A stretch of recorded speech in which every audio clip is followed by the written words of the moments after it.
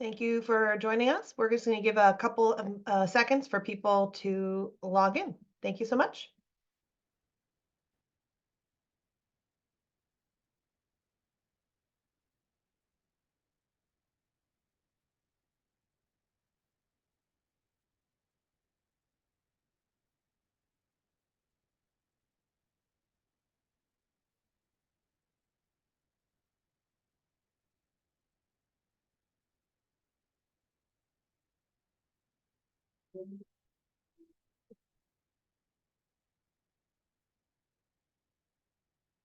Ben, can you confirm that you see the slides in slideshow mode? Yes, I can. Thank you very much.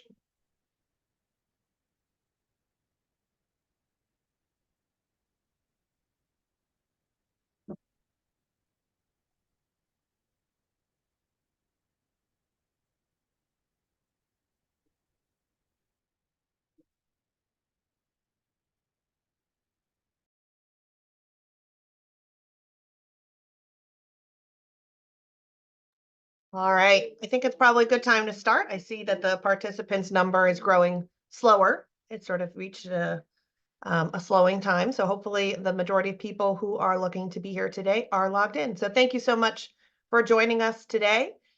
Just as an introduction, my name is Joanna Troy. I'm the Deputy Commissioner here at DOER, and I'm happy to throw this meeting off to our EE team to go through this. As a reminder, these slides that mark the straw proposal are posted and were circulated through email on March 1st. So we'll be going through the slides that hopefully, if you are interested, have had a chance to go through before.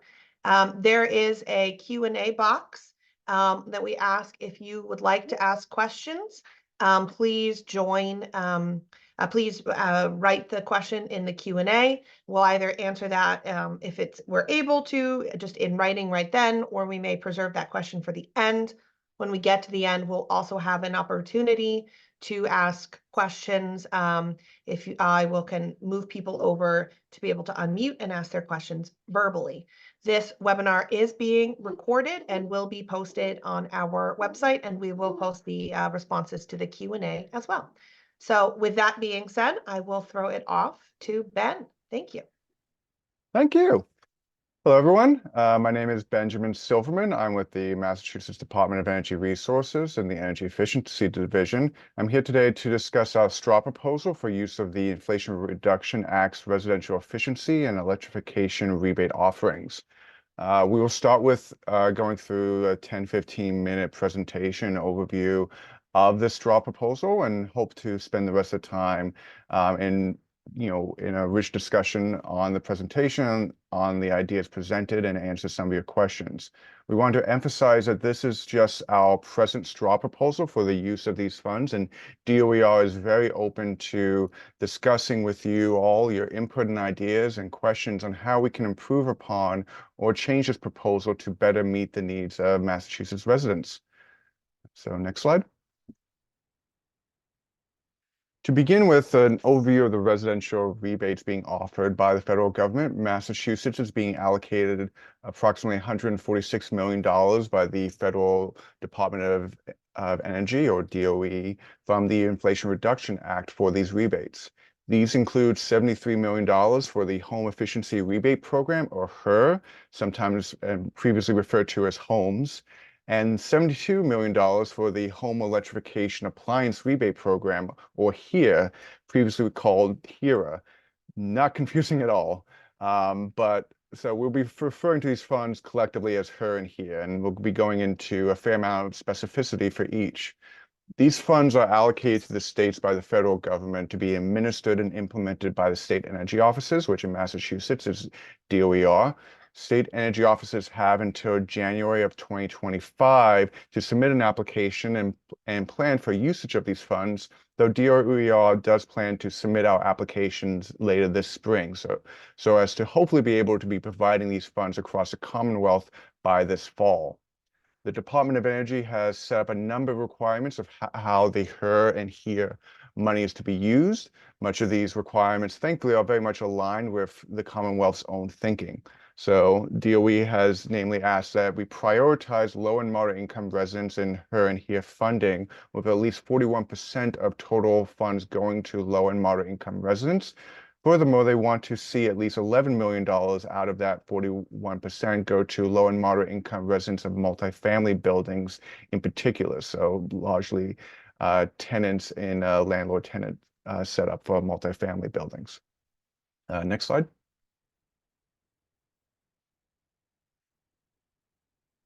As said, these equity requirements very much are aligned with DOER's own thinking and goals for her and here. The Haley Driscoll administration wants to be using her and here funds to best meet our equity goals statewide, and we aim to maximize the amount of funds going to those under 80% of area median income, so low and moderate income residents. At the same time, we recognize that these funds are coming into an already very mature incentive and rebate space in Massachusetts. The Mass Save program is arguably one of the better energy efficiency and electrification programs in the country, whose total operating budget is orders of magnitude larger than what her and here is offering. Many residents who are expecting her and here funds might find far more substantial offerings from Mass Save for their needs. So recognizing that, we believe that her and here can be deployed in a more targeted intervention. Her and here won't necessarily replace any part of Mass Save, but instead be used to augment, enhance, and supplement our existing programs in strategic areas. This will better aid our work in market transformation. Next slide. At a high level, we are thinking of using her and here in three main buckets. The full $72 million from the home electrification appliance rebate we envision will be deployed to help enhance the existing Mass Save moderate income programs. While the home efficiency rebates, we imagine being split in two, with $50 million being used to build upon DOER's existing work for affordable housing decarbonization, while $22 million will be used to assist the municipal light plant programs. I will go into each of these into more detail, but I want to emphasize that this is just a draft proposal, once again, about present thinking, and the allocation and overall structure of these programs are open to refinement and input. Our main focus, though, is to try to leverage existing federal and Massachusetts opportunities and programs to build on where we are already succeeding rather than creating anything new or standalone programs. So we're not considering any sort of point of sale rebates with her and here. Next slide. Diving a bit more into programs, it's good to first do some level setting in terms of what the Federal Department of Energy is requiring of us. The Home Efficiency Rebate, or HER program, is built around providing per unit rebates based on the level of energy savings realized through these offerings.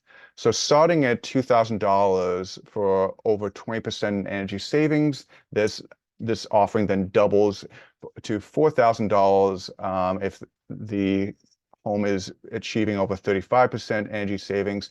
And these rebates, again, will be doubled if the occupant of the resident is low or moderate income households under 80% of the area median income.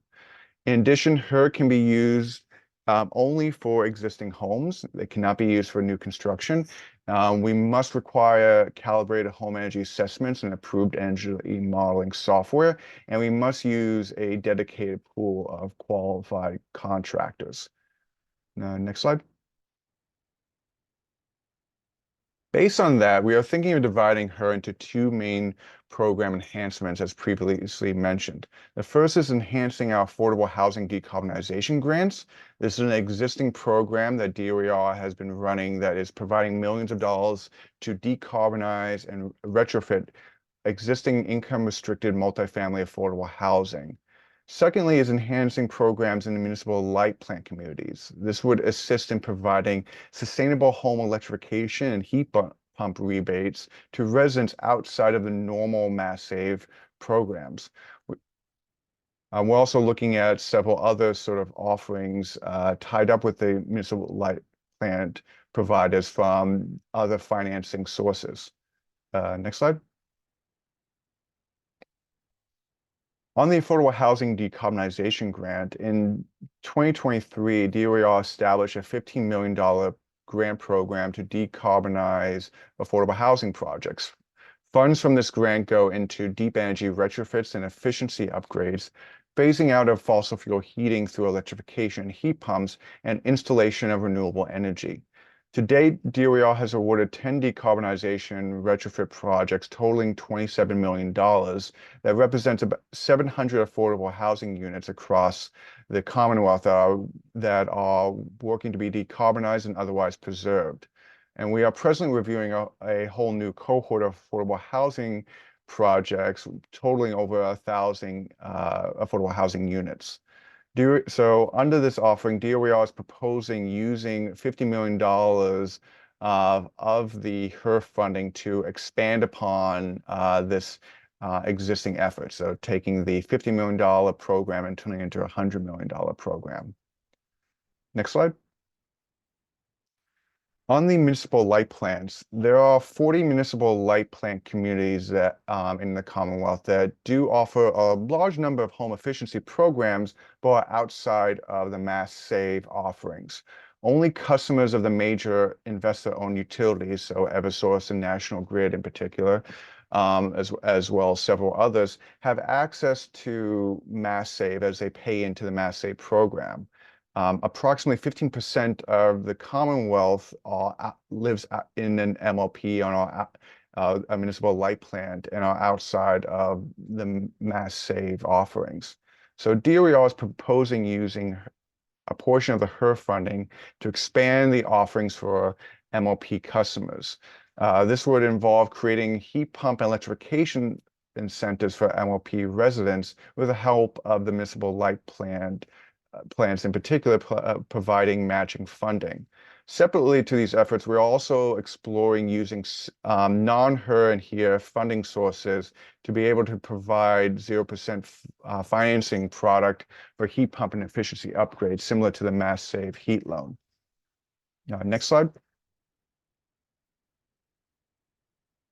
The Federal Department of Energy has also established a number of requirements for the Home Electrification Rebate Program, or HERE. HERE works by providing rebates for distinct home upgrade measures like heat pumps, induction stoves, and wiring upgrades, while excluding several others. So for instance, HERE cannot be used for EV chargers or electric vehicle chargers. The cap on rebate depends on the income level of the residents receiving the funds, with residents being able to receive as much as $14,000 in rebates in some cases. Next slide. While the offerings from HERE are important in specific areas like heat pumps and weatherization, Mass Save is a far better deal for moderate income residents. This is why we are proposing braiding HERE funds with existing Mass Save offerings to maximize the offerings for moderate income residents between the two. So in practice, we will be proposing using federal HERE funds for expanding electrification for moderate income Mass Save customers for things like electric panel upgrades and wiring, while relying on the existing Mass Save offerings for heat pumps and weatherization. All of this will be administered on the back end with the assistance of the Mass Save program administrators. This would aim to increase the overall electrification and energy efficiency spend for moderate income customers across the Commonwealth while minimizing administrative burdens for the customers. At the end of the day, they're receiving more funds for more different offerings, but it's coming through the same point of contact as opposed to going through different funding sources. Next slide. One of the requirements that DOE set out for is development of a community benefits plan aligned with our Justice 40 initiatives. Under this, we have to define how we approach environmental justice in disadvantaged communities, how we see our efforts with HER and HERE will benefit Justice 40 communities, and importantly, how do we intend to engage these communities? Because this is all a critical effort. We want this work to be informed by the thoughts and priorities of these disadvantaged communities. We want to be leveraging their input as we develop these and other efforts. So, a key point of this is how we're going to be continuing to work with justice for the environmental justice and disadvantaged communities, and how that information, input, and direction will help inform our overall community benefits plan and the efforts that we intend to deploy. Next slide. Getting more specific, we do have a number of questions on the nuts and bolts on what we have presented here for her and here. These questions will help to inform DOER's overall application that we plan to put in sometime this spring, but it will also help inform future adjustments to her and here. The DOE allows for midstream modifications of program design 6 months or more into implementation. So as we learn more from folks on this call and the wider community, we can continue to adjust and improve these efforts. And with that, we now want to start moving on to answering some of the questions I know have been coming into the chat. But we also want to make sure we're opening up the opportunity for people to consider the questions I have on the screen on prompts of your own takeaways and your own thoughts when it comes to her and here.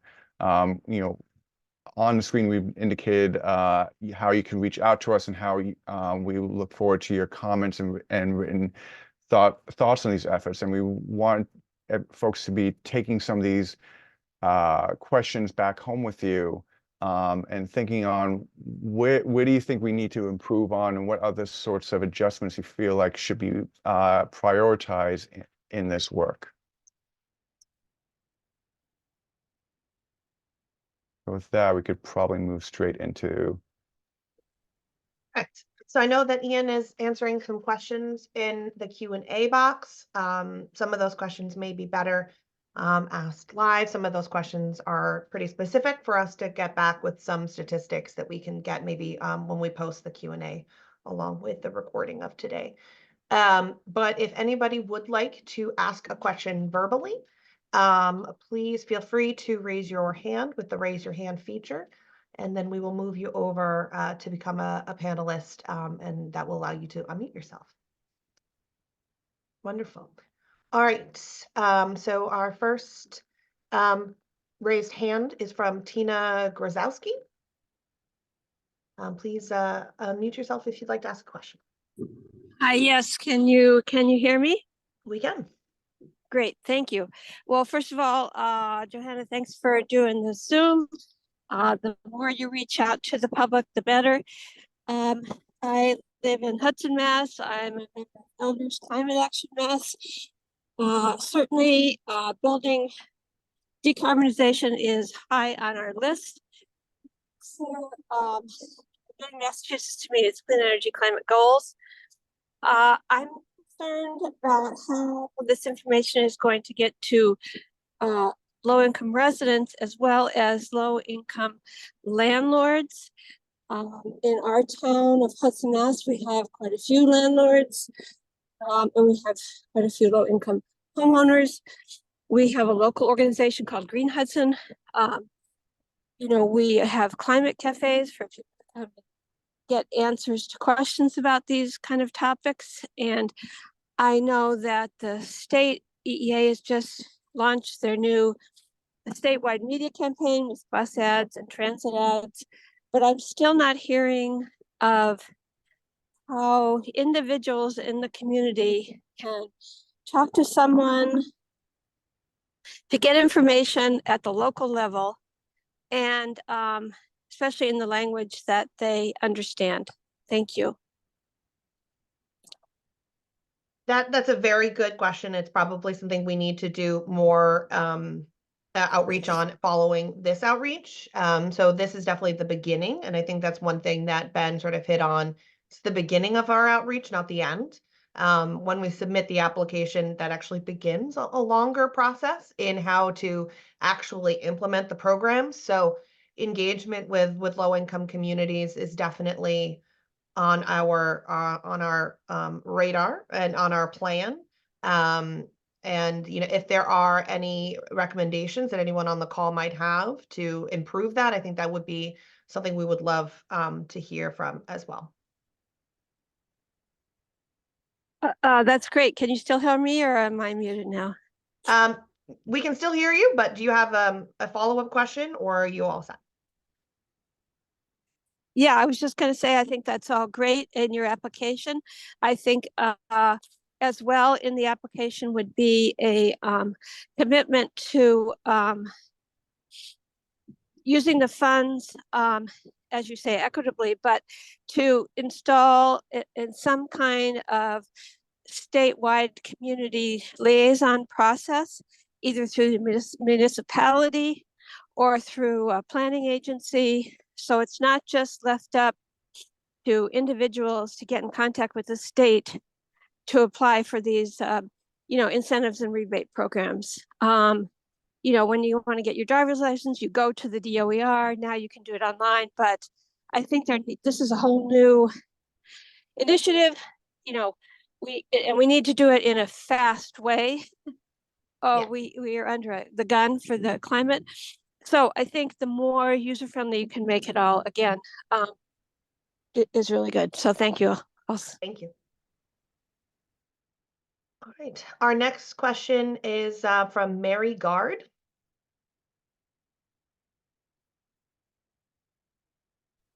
Thank you.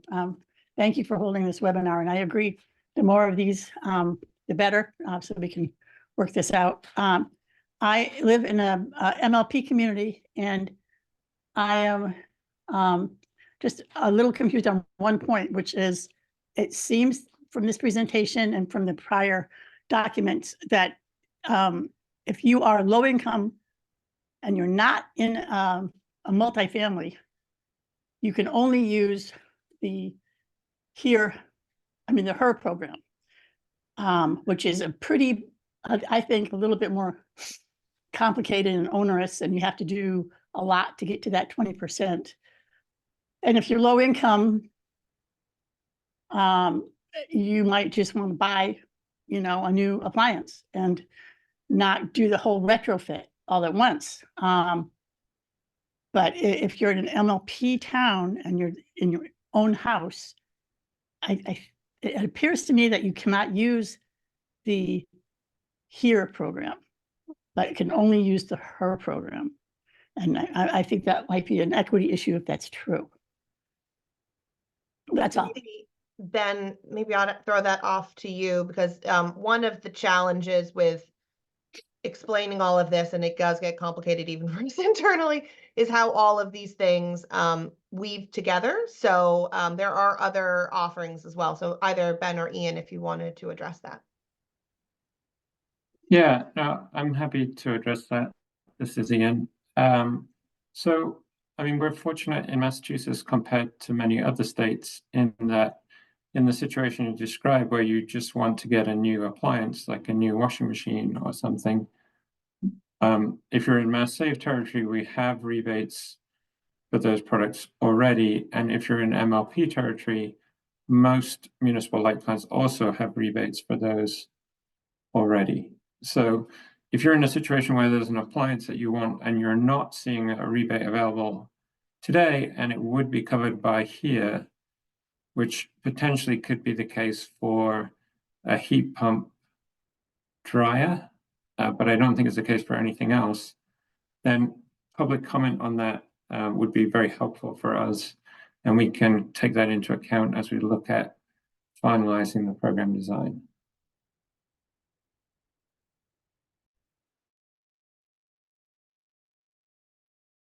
All right, thank you. Our next comment comes from, or question comes from Ginger Volmar.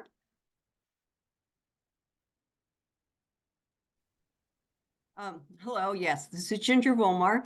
I live in Groton, Massachusetts, which is an MLP. From your proposal, it doesn't seem like you are actually doing enough to help those of us in MLP communities. Currently, to put in a heat pump system, we get a $500 rebate. That's it, $500. Mass Save has so much money in the bucket already, so I'm not really sure why you're giving more money to Mass Save.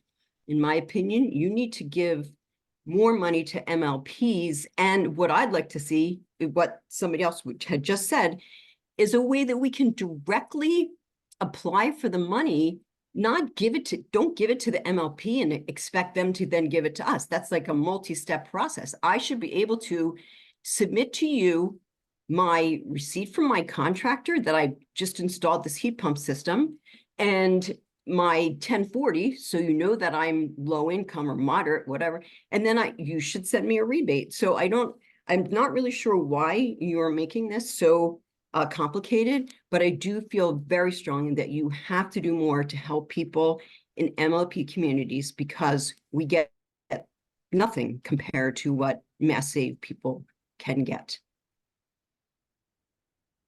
So perhaps I can take this one as well.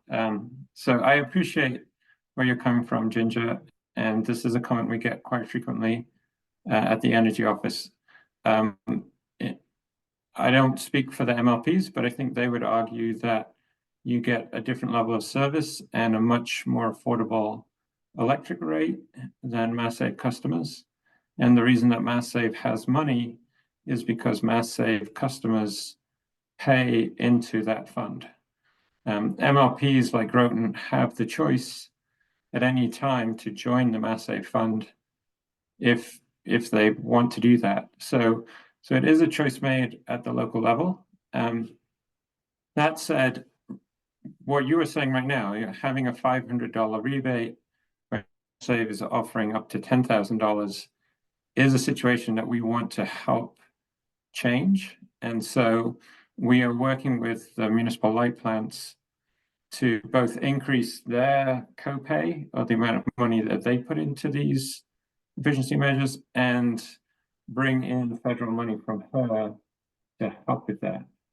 So there would be some MLP contribution, then there would be the federal rebate, and then recognizing that that's not going to cover the full cost of a heat pump install, we're working with them on a separate financing product, hopefully at 0% interest, or there's a couple of financing programs under development, and that package would bring MLP customers a package that is similar or commensurate with the MassSave offerings available today. So we are looking to get to the same end goal as you stated, and we want to do that in a way that will sustain when these federal funds run out.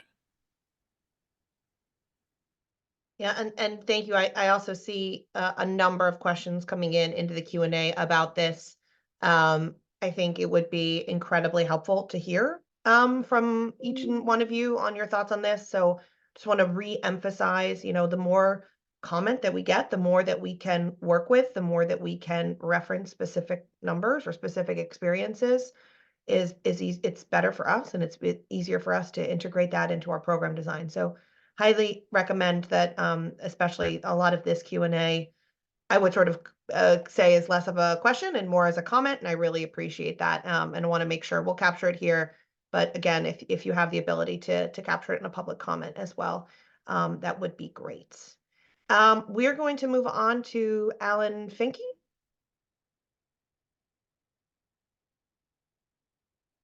Can you hear me? You can? Yes. Okay.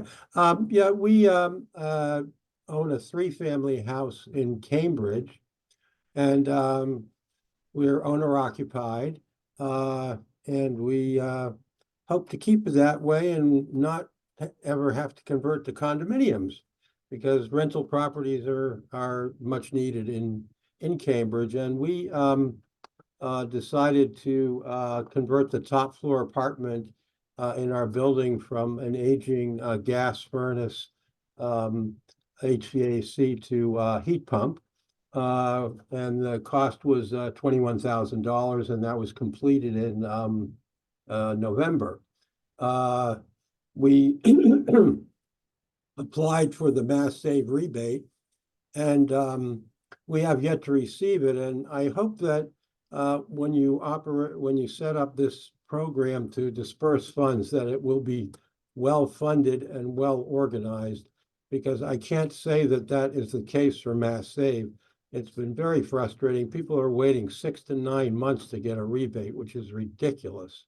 And the application is pretty complicated. And I'm a former contractor and I'm kind of used to this type of thing. And I must say that it was not an easy application to fill out at all, but we finally did it. And once we submitted it, there was then a 10-step process of approval that they have before they actually can dispense the money.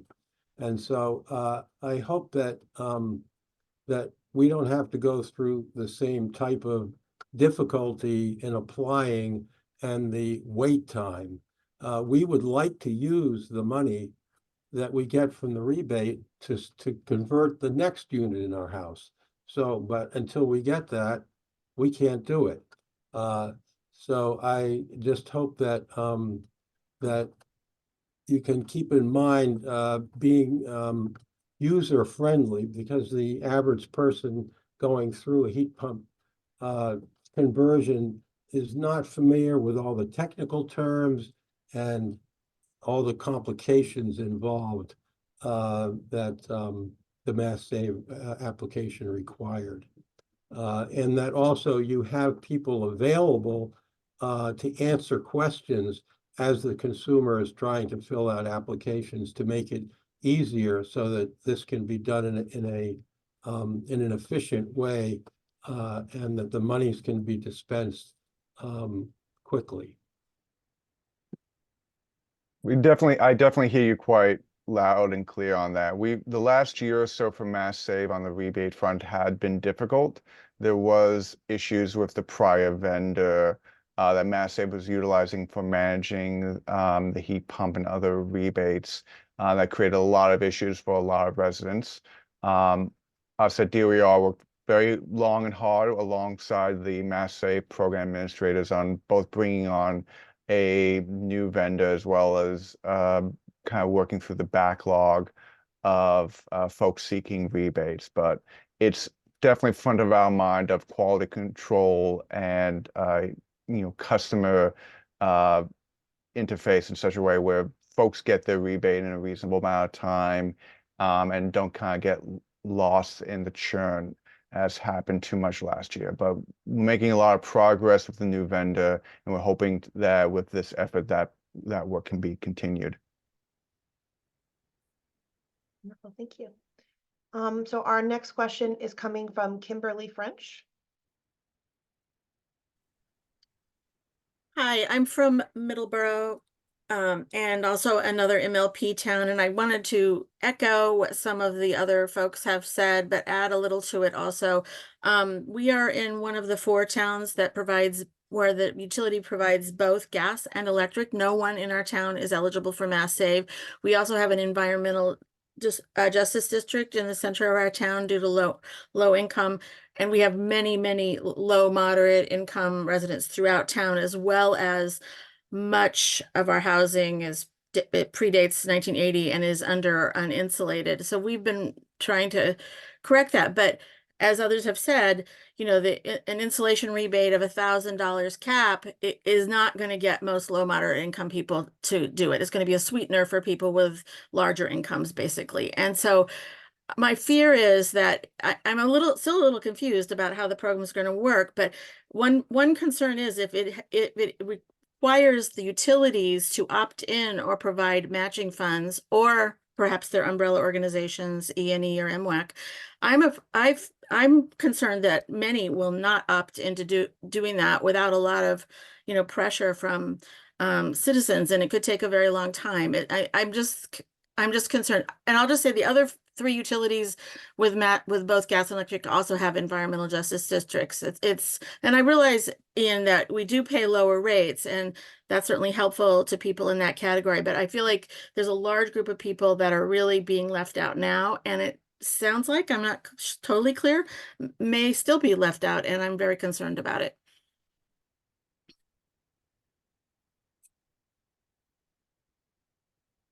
Yeah, I think we'll definitely take that as comment, and unless anyone has anything to add, we will, especially if you do have the opportunity to write that out, we'll take it as verbal comment and appreciate anything with public written comment as well. Thank you. Kyle, you are next up. Hi there. Thanks for allowing questions and comments on this. One of the things I was thinking of, I know we have the state has an RFP route right now for the building decarbonization clearinghouse. And as you design these programs, is any thought being given? And I know that is very up in the air right now. Let me get that straight. Like nothing is settled on that. But as you design these programs, are you thinking about that building decarbonization program and structuring these so that if things do change in the future and some of the mass save responsibilities are moved over to the decarbonization clearinghouse, that these could then sort of easily slot in there as well? Or is that maybe too complicated a thing to try and plan for? Hi, Kyle. As you sort of said yourself, that's gazing into a crystal ball a little bit. But I think we're very cognizant of that recommendation to develop a clearinghouse, and we're doing a lot of work behind the scenes to try and figure out what that might look like for different sectors of the economy, and for different housing and building types. I would say that when we're designing these programs and other programs that Mass CEC is doing, we're very much thinking about how do we take existing best practices from around the country, and also how do we learn quickly so that as we think about a clearinghouse in the future, we are well positioned to roll out a program that isn't going to have to sort of learn from mistakes in the first 5 years, but can really sort of hit the ground running with some best practices. So I think these federal funds really allow us to move a little bit more aggressively in the moderate income landscape in particular, because they give us funding as well as a lot of oversight and reporting requirements that will kind of force us to revisit, are these programs working effectively? Are we streamlining delivery? All the kinds of questions that I think we would want a future clearinghouse to achieve. Great. Thank you very much. Appreciate the comment.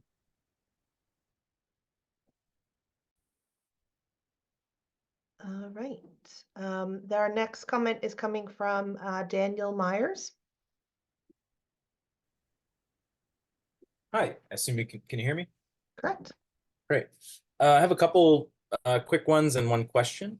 The first is I'd like to just say that I represent a manufacturer of integrated controls for heat pumps combined with legacy heating, and that I just sort of advocate for that as a way of promoting heat pump adoption without creating an energy burden, particularly on those that might have an issue paying for high electricity bills when gas or others might be cheaper. So just note that I think you should really emphasize heat pump adoption regardless of whether it's a whole home at once or even a partial upgrade. Panel upgrades, I hope you'll consider virtual smart load centers that accomplish the same thing fundamentally, so that if there are cheaper options to full panel replacements that allow you to electrify on 100 amps or less, that is supported by the program. And additionally, I'd like to suggest that smart thermostats can be included in heat pump incentive programs, because essentially, I think it's really critical that at the systems level, we're also thinking about electrification. We've got to figure out how to get solar and wind, hydro, and even storage best utilized to minimize generation that essentially just uses fossil fuels on the other side. And so I think if we don't get the smart thermostats in when the heat pumps go in, it's just not a high ticket enough item to get HVAC contractors to roll trucks. So you really got to think about it's kind of not just electrifying on site, but the systems level electrification as well. Thank you. This is Ian again. I can maybe respond to a couple of aspects of what you said there, Daniel, and I hope you'll give us written comments. So on the smart panels, we would also like them to be eligible, and we will check with US DOE. They've put out a lot of guidance already, and there will be some more. So I don't want to say today that they are definitely allowed, but I believe they are allowed, and we will confirm that. And then on your comment about sort of installing smart thermostats at the same time or demand response controls, we're very much interested in that. And that is one of the reasons why we are not doing this as sort of a standalone rebate. We're trying to put these funds through more comprehensive programs, because particularly on the Mass Save side, where they've got experience with integrated controls and smart thermostats and demand response programs, it gives an opportunity for the customer to get a much broader electrification experience than if we were just to do a rebate in, say, a big box store. So I think we're aligned with your comments there. That's great. We'll definitely submit a written comment as well. Thank you. All right, our next comment or question. I know we only have about 15 minutes left, so either questions, and again, emphasize providing written comments as well. It comes from Tom Bassett. Yeah, thank you. I appreciate the effort you put into this and the presentation and all the questions. Has DOER considered using some of the money for training what I'll call state or even local energy coaches? The energy coach would be a person skilled in customer service, but also skilled in the technical knowledge of these rebates and energy saving programs, because a couple of questions already have talked about how do I find out and where can I go? And it's a maze, so far, but energy coaches can help that. Thank you.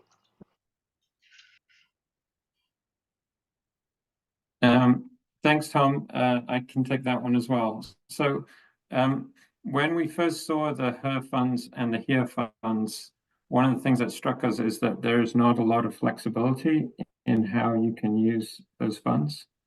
So the legislation was very prescriptive about what the use is. And it's primarily for energy savings or the 7 specific devices. That said, there is an allowable sort of administrative cost portion. So it is conceivable that, for example, an MLP program could offer some energy coaching, or the Mass Save Moderate Income program could offer some energy coaching and use federal funds for it. I think what we would like to encourage is that whoever's delivering the program does think about energy coaching or guidance for customers to help them navigate their project, but not use federal money for it. And it comes back to that pie chart that Ben was showing early on, where there really isn't a huge amount of federal funding for Massachusetts compared to other funding that we can bring. So I'm not sure that you really want the federal funds to go towards energy coaching versus sort of other complementary funds. And again, that's why we want to use this funding as part of a broader program delivery. All right, our next question comes from Stephen Andrada. Hi there, thank you. Yeah, you pronounced my name correctly. I try. I'm a resident of Peabody. I'm on PMLP service. I'm also on National Grid for gas.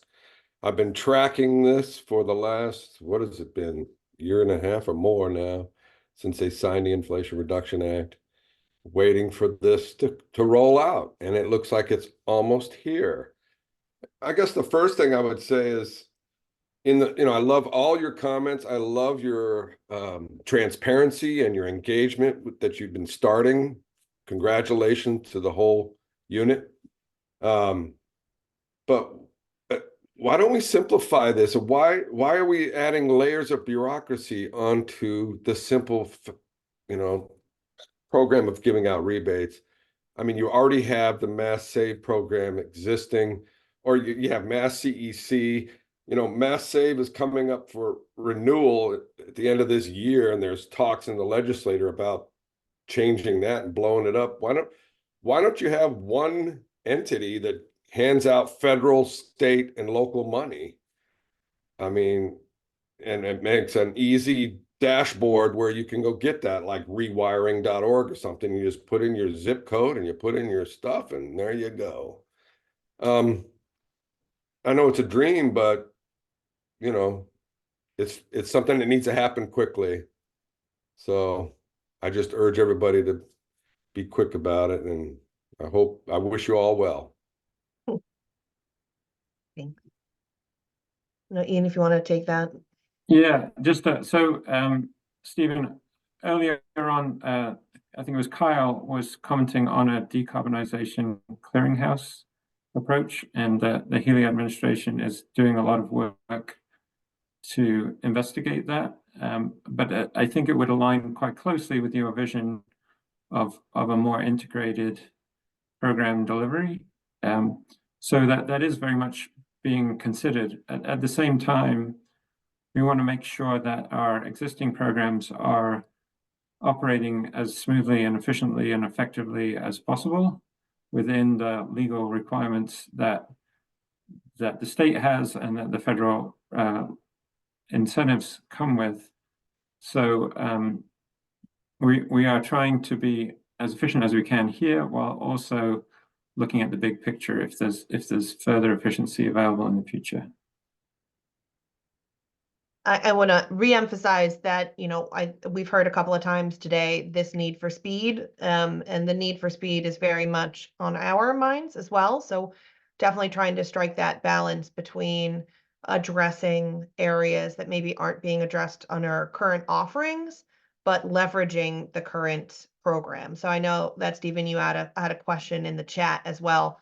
I think the word you used was duplicate, and I think Ben sort of highlighted that we're not trying to duplicate, but we are trying to leverage, right? So, you know, there are a lot of existing benefits through Mass Save in its stakeholder structure and its trying to achieve equity as well. So we're trying to leverage the existing structures that we have as well. But the need for speed is heard, and it is something that we're definitely trying to do. All right, we have a question from Robert Wald.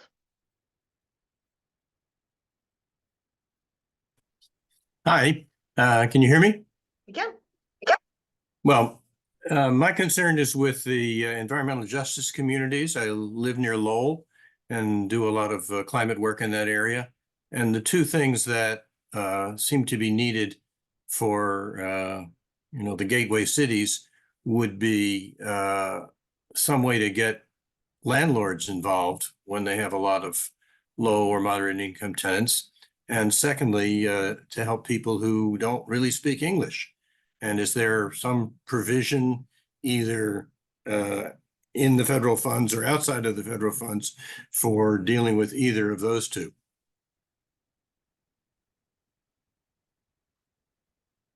And I think we did get a question earlier in this about this as well, sort of accessing or trying to promote the use of this funds with EJ communities, especially with different languages. Sort of, again, recognize that is a plan that we need to continue to develop. This is, again, just the beginning of the rollout. So definitely heard, would really appreciate public comment on that, a written comment on that. If there are any specific organizations that you think we should be reaching out to directly, definitely would love to hear that. But this is a long process, and when to reach out to those communities is probably not, you know, directly, as we want to get their input now, and we also want to get their in. We want to actually have a marketing strategy to have them use these programs. So I think it's a longer process than just one meeting as well, right? So I think that we're going to need a full strategy for rolling out to EJ communities. Thank you. Mary Wambui.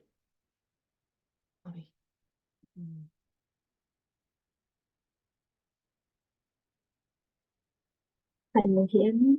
Yes, we can. So I asked a question in the chat and it was answered, but I still want to highlight because I'm involved in the master planning process. I think we need to think about naturally occurring affordable housing in this federal structure, because I don't believe that the existing structure is effectively it has found a strategy to deal with naturally occurring affordable housing. I also wanted to raise the issue of compatibility in affordable housing, being able to have a program designed in a way that brings congruence with affordable housing timelines.